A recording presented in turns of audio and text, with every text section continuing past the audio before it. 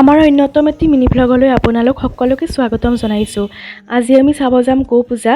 আমাৰ ওচৰতে হয় গো পূজা আৰু আমি দুপৰীয়া শান্তি লোৱাৰ টাইমত যাম। সেয়েহে ভাতটো বনাই থৈয়ে যাম, যিহেতু আমাৰ আহোঁতে পলম হ'ব। ভাতৰ লগত কি বনাইছোঁ তো দেখিলেই।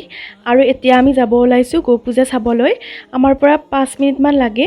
আমি টেম্পোতে আহিলোঁ, খোজকাঢ়িও যাব পাৰি, কিন্তু আমি টেম্পোতে গ'লোঁ। ৰ'দটো বিৰাট চোকাকৈ দিছিলে সেইকাৰণে। আৰু এয়া সকলোৱে ইয়াতে চাকি ধূপ জ্বলাইছে, আমিও জ্বলালোঁ। গো পূজা যিহেতু সেইদিনা গৰুক পূজা কৰা হয় আৰু আমি পূজা কৰাৰ দিনাই যাওঁ গৰুক। আৰু আমি পূজা কৰা চালোঁ, তাত আমাক চাহ দিছিলে, চাহ খালোঁ আৰু ঘুগুনিও খালোঁ। তাত আমি ঘুগুনি খাই আমি দোকানবিলাক চালোঁ অকণমান। আৰু ইয়াতে ইমান ধুনীয়াকৈ এটা গৰু মূৰ্তি বনাইছিলে। মূৰ্তিটো বিৰাট ধুনীয়া লাগিছিলে দেখিবলৈ, নতুনকৈ বনাইছে। আৰু আজিলৈ আহিছোঁ, বাই বাই।